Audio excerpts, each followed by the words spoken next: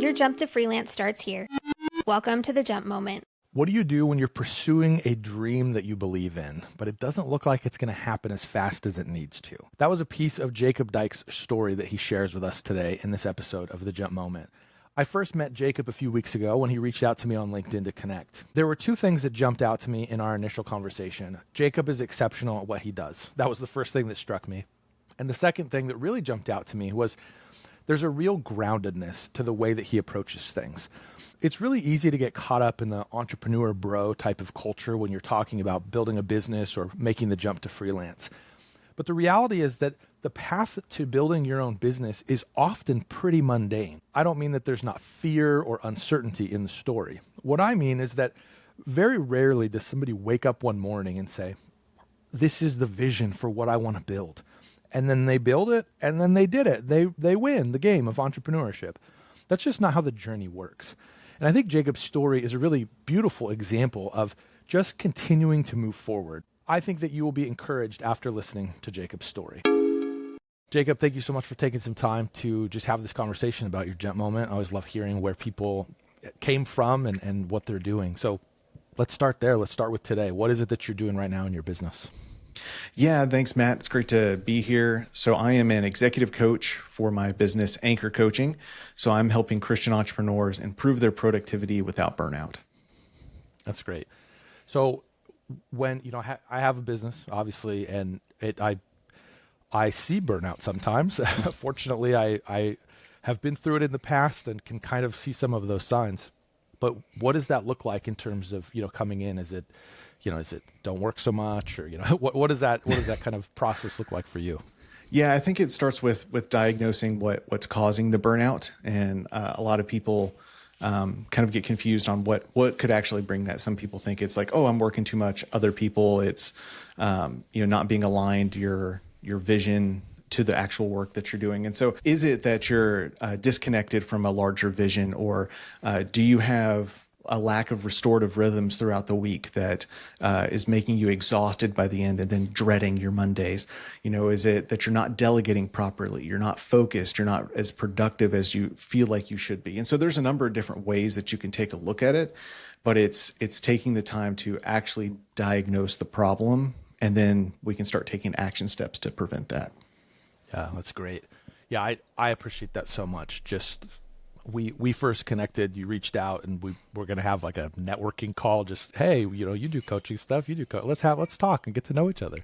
And even in that short conversation, there were so many dots that were connected. And I think there's something so powerful about somebody outside of your situation and outside of your circumstances being invited into that. Yeah.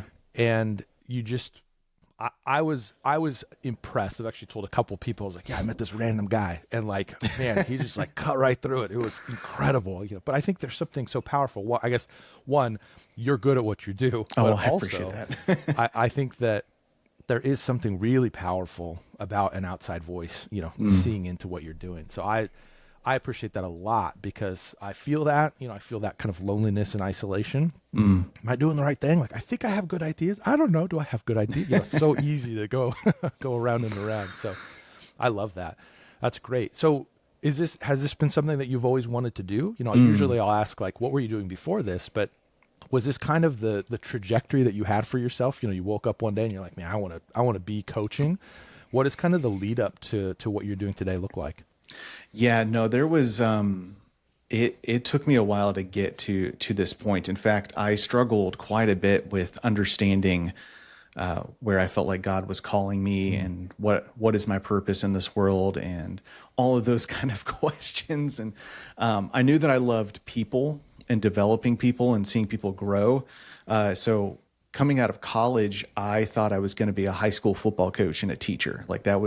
So I thought I was going to coach, but not in the capacity that I'm doing now.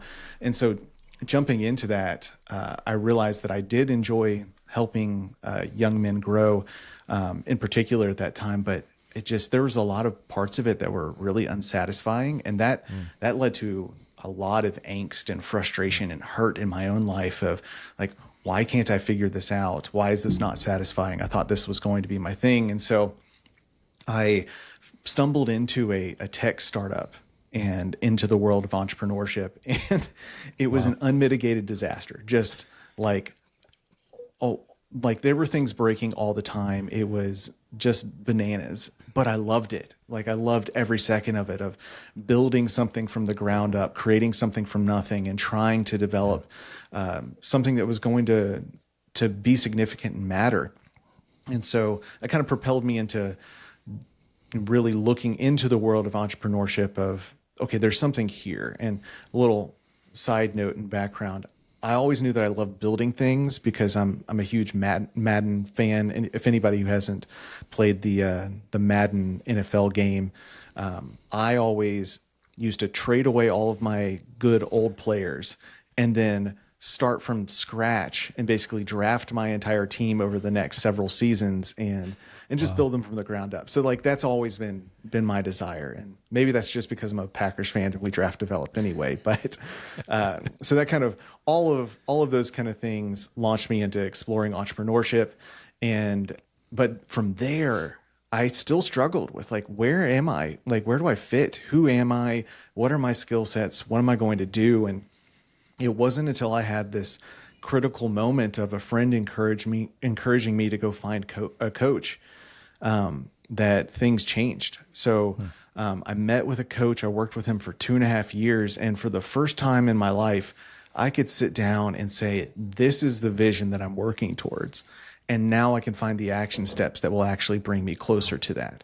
So it was that culmination of that significant moment in time of finding the coach that really helped propel me into a different path in my career. Yeah, that's amazing. There's something really interesting about what you're sharing, just about your story.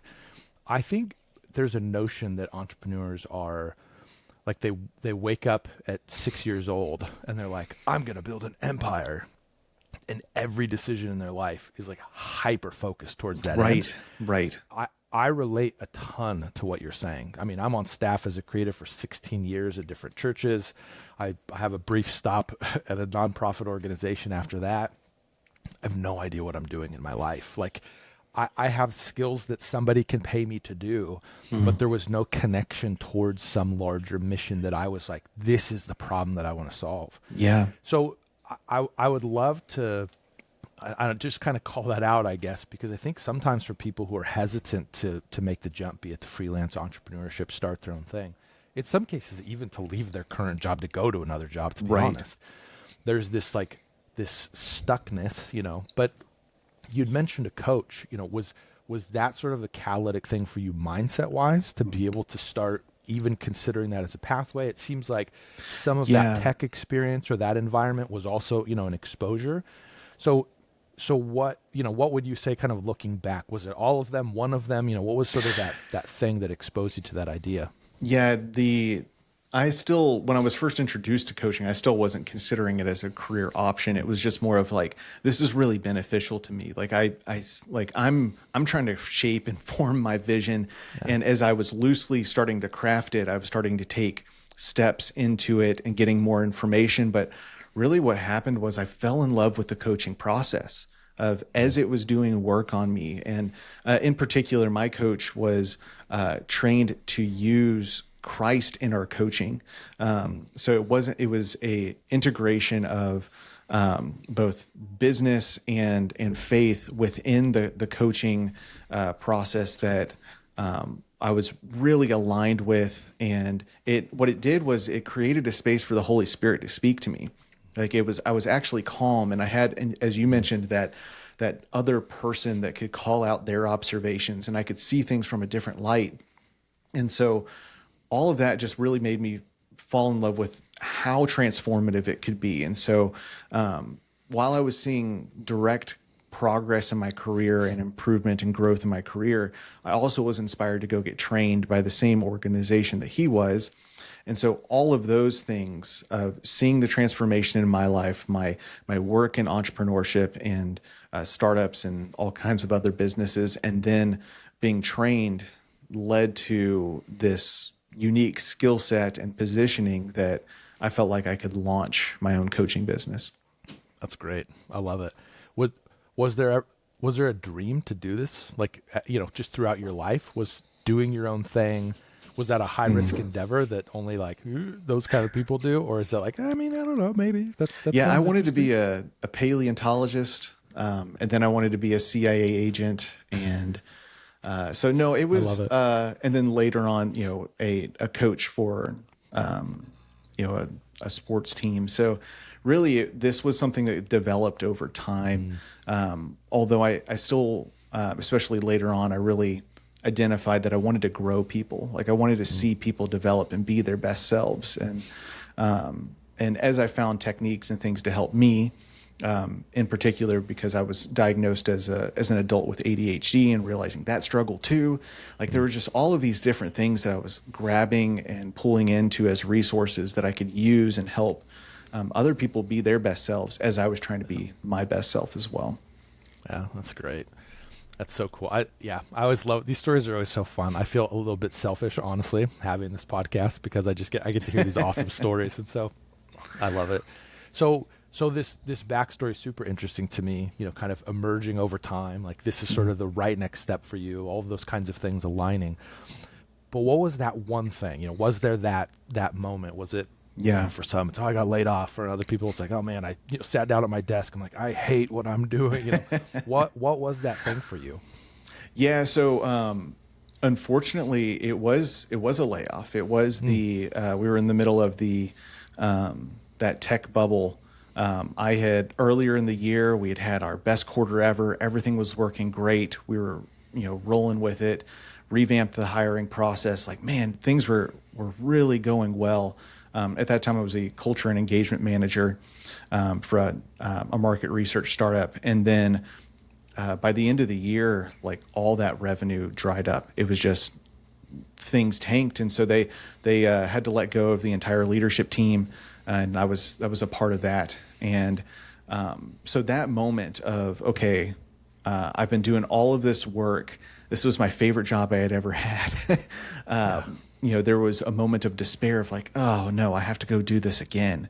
But then there was another moment of, okay, but Jacob, you were always planning on doing something. In fact, 2 or 3 days before I was let go, I had a conversation with my wife of like, hey, maybe it'd be worth, starting, because I had been trained as a coach or gone through the training as a coach at that point. It'd be worth trying to get a few clients on the side and, start building this on the side. And so it had already been a conversation that I've been having. And then it's like, oh, wow, well, I'm going to be looking for something anyway. I might as well try to also throw up a website and launch anchor coaching and, see what happens. And so that's what started it. And I don't want to pretend like all of a sudden business was just rolling in. And no, it took some time.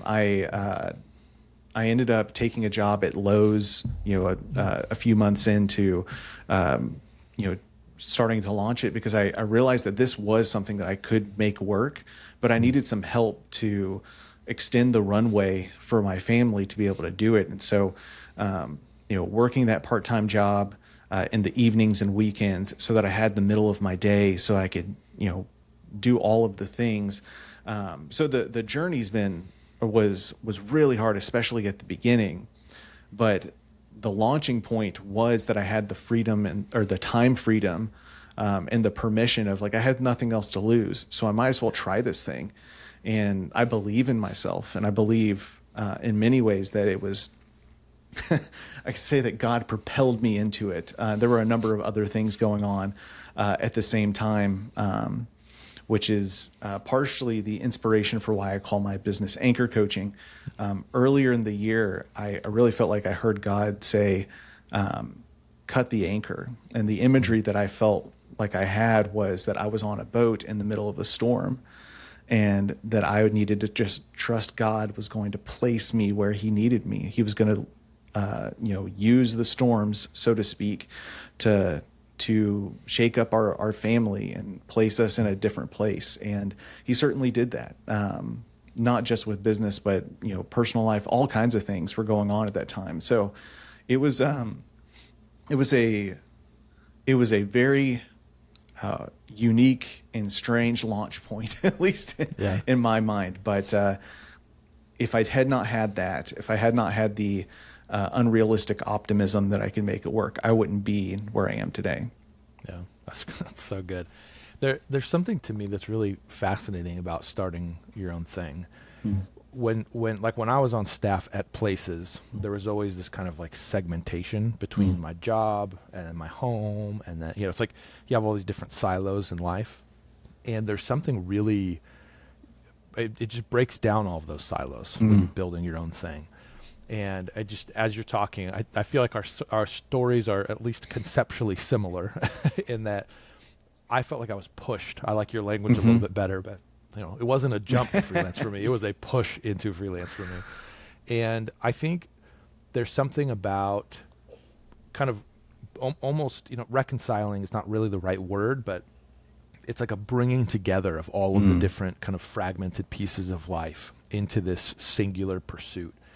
And it doesn't mean that your business is all encompassing. It's your identity. It doesn't mean those things. It just means that there is a holisticness to the way that we can live our lives as business owners. And it seems like many businesses are starting, whether that be the intentional goal or it's, feeling that as that, the tide is kind of bringing all of that together. So that's a really people cool. Are trying to make it work. And I think a lot of us have entrepreneurial visions, or at least inklings inside of us. And it isn't until we have had some type of great loss or propelling point of like, okay, well, I have nothing else to lose. Or and in many ways, the things that are holding us back from trying are our careers, having a steady income and not wanting to rock the boat, having a family, needing that income to stay stable,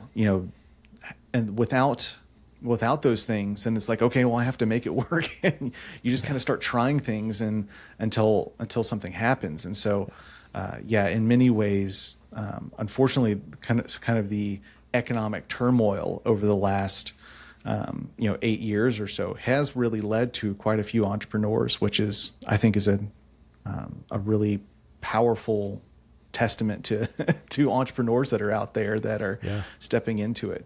And I also want to, and I apologize that I'm going long here, but I want to touch on that. It feels like if you're a part of a few of the other larger Christian entrepreneur communities right now, there feels like a movement right now in time. Just that God is not just calling us out in the United States, but all over the world, to step in this world of entrepreneurship, to step into the workplace.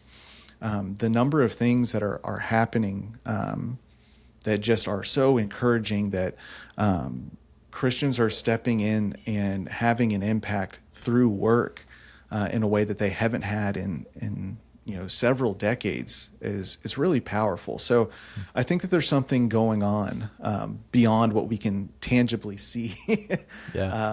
It feels like God's hand has been on a lot of Christian entrepreneurs. Yeah, I think that's a really good observation. Lunchtime Heroes has been focused on helping creatives thrive in that environment, continue to last in ministry, all these kinds of things. And Jump to Freelance was born out of seeing this same trend from watching the people that I'm working with through my business and watching them all leave. They're all leaving ministry, quote unquote, vocationally ministry as a paid staff person on a church, church staff. And they're stepping into something different, whether that be marketplace, whether that be building their own thing. So building the freelance stuff is really kind of the focus for me in kind of that transition. But I'm feeling and seeing the same thing. Something that kind of struck me early on was the church will benefit, the future church will benefit from an army of creatives who are outside of its walls, but are positioned towards the church to say, how can we help you? Because when I started in communications, blogs and podcasts, like I remember when podcasts came out, so we'll use that as the as the anchor of timeline. I remember when people started talking about this thing called MySpace, and I remember asking one of the other guys I work with, I'm like, do you think this is something that we should get on? Should we be involved in? And the answer was just no. Okay, cool. We move on. Facebook hadn't even launched yet, and so there was this simplicity to the messaging, the way that we do our jobs. And now it's like, I mean, there are whole departments dedicated just to social media. So the complexity of what ministry requires is it's increased astronomically. So to have this army of specialists outside, not on payroll, not taking up 7, roster slots in your organization. I just think that it can be an incredibly effective way for churches to partner and to, continue to do ministry in these spaces. So to your point, I see the same type of a movement happening in the entrepreneurship, or in the, to me, I would use the term freelance, because a lot of these are creative freelancers. They're not building mega businesses. They're just really good at a thing. They specialize and can serve 10 churches with that thing, So it does seem to be that there is a big shakeup happening. And for me, I love it. I mean, I think, anytime somebody wants to quit their job, I'm like, I love it, man. I'm pumped for you. Let's talk about what's next, So the what's next stuff always gets me excited. But it is really interesting to see that trend across spaces. And then specifically to attach that to, as Christ followers, what is it that we are doing in these spaces that honors God? In some cases, even just presents the gospel. Like, that's pretty compelling, And so I think there's a really powerful mission behind a lot of what's motivating some of this. So I love it. I think it's an exciting time. No question. Yeah, it's really exciting to see us be more willing to step into the space. And I think that's the thing. And maybe part of that is that technology has finally gotten to a point to where the ease of trying it and stepping into it is no longer a barrier.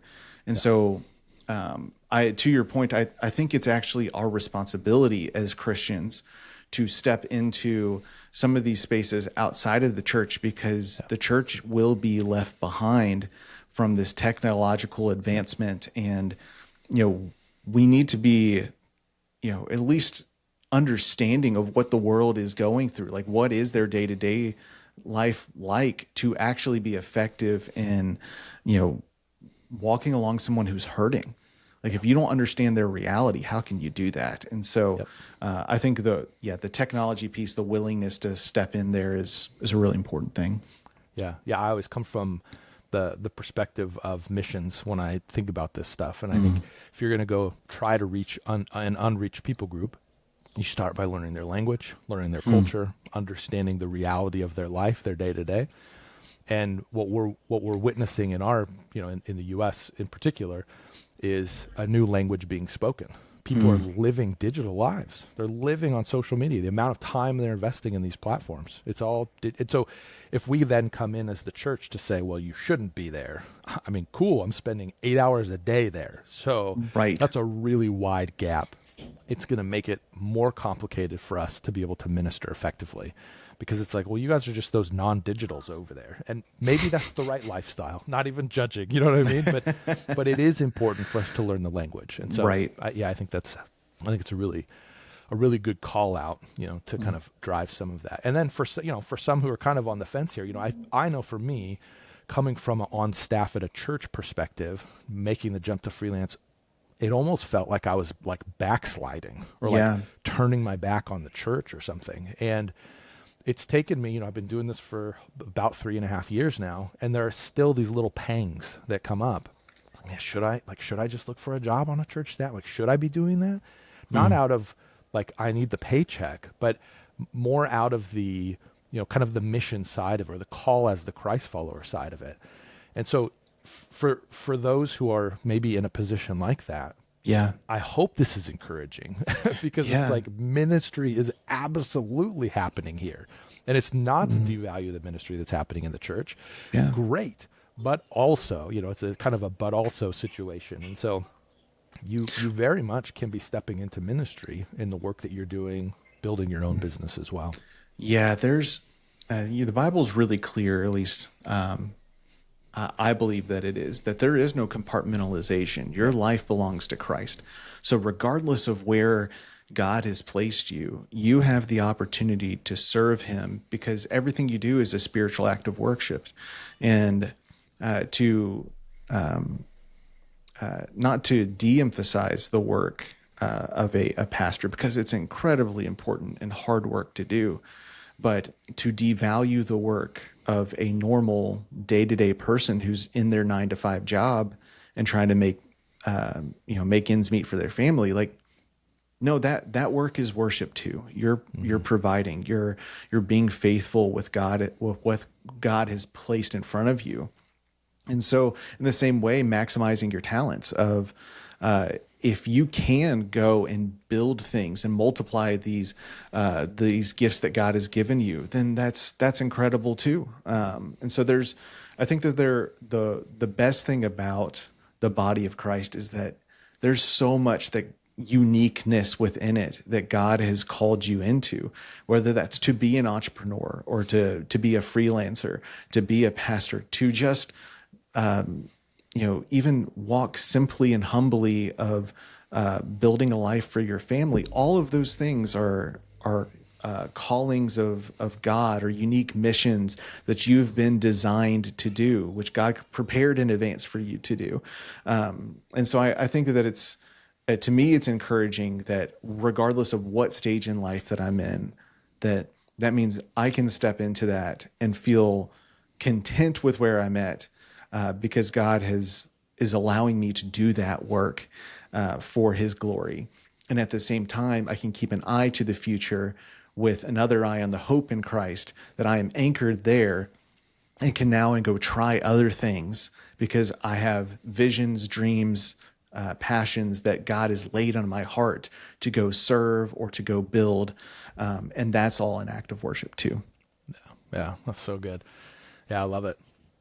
The thing that always kind of comes to my mind as a threat to all of this, because I love the vision stuff. Like I'm so on board. I always dream these massive dreams before I launch something, and an idea strikes me. I'm like, this is it. This is going to change everything. So I am very easy to convince. I read that somewhere. Somebody said entrepreneurs are way too optimistic for their own good sometimes. I'm like, yeah, that's a fair point. I believe in everything, in that sense. So the counter to that is the fear. It's that uncertainty and the unknown of it. And so just as you kind of think about your own journey, like it sounds like the push was a little bit more of, how things started, but what was there, what was the fear looking like in that moment? Was there a time where it's like, yeah, I got to get out of here. Like I need to just go find another job. I love the tenacity of you getting a job at Lowe's to continue to work. Sometimes we build this false kind of polarity of either I have a job, a W-2, or I'm building my business. And so there's something beautiful to me about, both. Like I got the W-2 to continue to build, but what does kind of navigating fear look like amidst some of these things? Ooh, yeah, that's a great question. The truth is there was a lot of fear. There's a lot of fear that I was doing things wrong, that I wasn't going to succeed. That now at the same time, there was this unrealistic optimism too. So this balance of like, no, I could do this in a month. I could get, 3, 4, 5, 6 clients in a month. It'll be fine. I just gotta, but with that unrealistic optimism, it's like, oh, I just need to get to this next hurdle. I just need to go over this next hurdle. I just need to, finish my website. Oh, if I just change this copy, everything's going to flow. And so you can fall into this trap of the next thing is going to make things break. And while that's true from the standpoint of if you give yourself enough time, you will get better and improve and figure out what's going to work. I needed to find a way of extending my runway. And so that's why I stepped into Lowe's and, getting that part-time job, which was really, really painful and hard. And there were a lot of nights where I was working there where I was like, oh my gosh, I don't think I can do this. This is miserable. Here I am throwing wire around and just trying to, trying to survive the moment. But, in particular, the fear played a role in the launch phase of can I do this? Fear played a role in as I was building and trying to craft my messaging, and played a role in, am I going to be as vocal on social media, or how do I even create my target audience? For a long time, I avoided saying that I was working with Christians, because I was afraid of how that people would take my desire to work with that target audience as a cash grab. And so I was fearful of how it would be presented to other people. There was fear that that I would have to quit, and that I would have to start over somewhere else. Basically, always had to go back to speaking truth in Scripture into myself and daily renew my mind. Late at nights at Lowe's, as I was sweeping or as I was putting back stuff, I was memorizing, suffering produces character, character produces hope, and hope will not put you to shame. And just, constantly trying to remind myself that, like, there is a purpose to suffering, because the purpose of suffering is that God is producing something good inside of you. And so while there was a lot of fear throughout the journey, there's another verse that my brother-in-law sent me recently that just is so beautiful and powerful. But it just talks about God upholding, he orders your steps. And so he upholds you with his right hand. Thus, like, as you're walking, these are the steps that you're supposed to walk, and God is going to sustain you. It's not me walking all the time, God sustaining me. And so in the midst of fear, there are so many moments of God's faithfulness in ways that I just didn't expect. And it's not always financial. Just to be clear, this is not the prosperity gospel. It's not about how much faith you have and how much God is going to bless you financially. No, a lot of the blessings that God has given us has been family related, restoration of relationships. It's been developing a stronger understanding of who I am, like, what is my identity in Christ, and trusting him with my business instead of trusting myself and my own work. So there's the journey has been more difficult than I could ever imagine, but at the same time more worth it than I ever could have imagined. That's so good. Yeah, that kind of transitions naturally into the next question here. What would you go back? Like, what advice would you give yourself? Younger you, or even like, oh, okay, we're about to do this. What advice would you give past self? Yeah, there's I think the first one is get coaching sooner. Having that objective voice would have really helped me early on in my career, just to understand and set a clear vision for where I wanted to go. Even in college, I struggled with, like, okay, what's my major? I waited until the last possible moment to choose that. And so to understand what it's actually like to set a vision, how do I even begin to get more information, to cut off different realities and things like that, to start doing that. That would have been really valuable. But I think also the other advice I would give is to be faithful with what God has in front of you in the moment. There were so many times where I had false starts because I was so afraid that I was going to miss this future reality that God was going to call me to, or like, oh, what if I go too far down here and then get stuck? But in reality, I was just spinning my wheels and not giving my full effort to certain things because I didn't know if I was going to like it. So I was trying to control the outcome before even trying to get the outcome, which isn't a good thing. And so being faithful in the moment of recognizing that God is in control, and to take those action steps of, okay, I might not know where I will end up or where I want to be. I have a general heading, so here's the steps that I need to take to actually know whether or not this is the right path, or if I need to pivot to something else. So yeah, just seeing the opportunities in front of me that God has given, and just being more present in the moment, and taking my mind off of the future sometimes to actually get the stuff done that I need to, that will take me eventually to the future. Yeah, that's super helpful. It's so easy to either look at a dream or look at a vision of where we think we could be or even should be. Right. And kind of lose the in a way almost make it harder to get the benefit out of today because we're so consumed with already, being somewhere else. Well, and like, great. what can you be faithful with right now? Like, I think about this. This is something that God's been laying in my heart a lot lately. Of, okay, I have this big dream and vision for my business.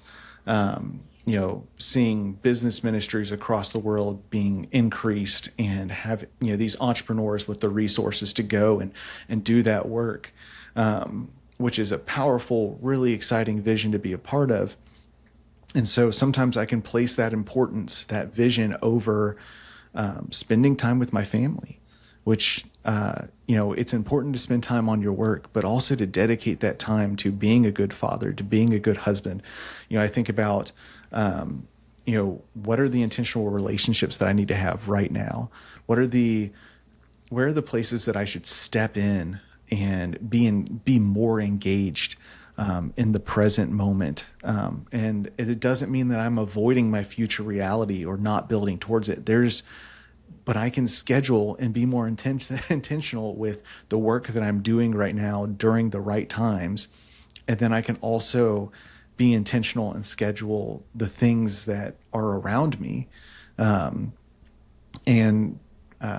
to invest in, so that they're growing as much as I'm growing towards my future reality. So I think that's really, really a significant lesson that God has been beating me over the head with over the last couple of years. That's great. I love it. That's so good. It's really encouraging hearing your story. I think there are layers, of course, for me personally that it resonates, and I feel like, man, oh yeah, I get that. Oh yeah, I remember that, season. But I think for anybody who's thinking through this idea of making that jump, I think there's so much kind of richness in this story that you're sharing, and just even the path that God has taken you down, the way that he has ordered your steps, I think is very relatable to a lot of people. So I'm excited for people to hear your story, just because I think it will land with them wherever they are on that kind of timeline. There's just a lot of really solid advice that comes through. So I appreciate you being willing to share it. The last thing I always love asking is, where can people find you? Where can people learn more about what you do, and who you are, all that kind of stuff? Yeah, I think the best place is probably my newsletter. So I have the Anchored Entrepreneur newsletter. You can find that on my LinkedIn profile. So just find Jacob Dyke on LinkedIn.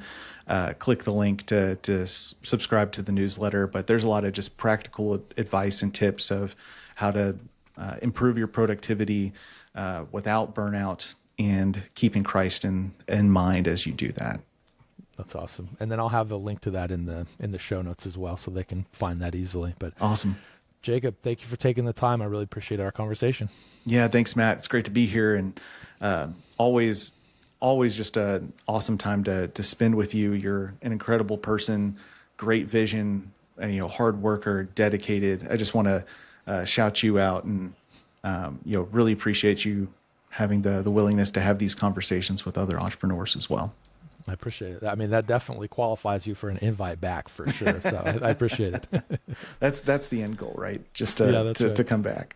There were so many things that jumped out to me in my conversation with Jacob. The thing that probably resonated most was just this idea of being faithful where you are today. So often we get enamored with what we think the future could look like. It causes us to stop, to stand still, and to lament that where we are isn't where we could be. You're not going to get where you could be by standing still. And I think Jacob's story is a really beautiful example of that. Look for the opportunities today to be faithful, and trust that God will order your steps. Thanks for listening to The Jump Moment. To find support for your jump to freelance, join our community at jumptofreelance.com.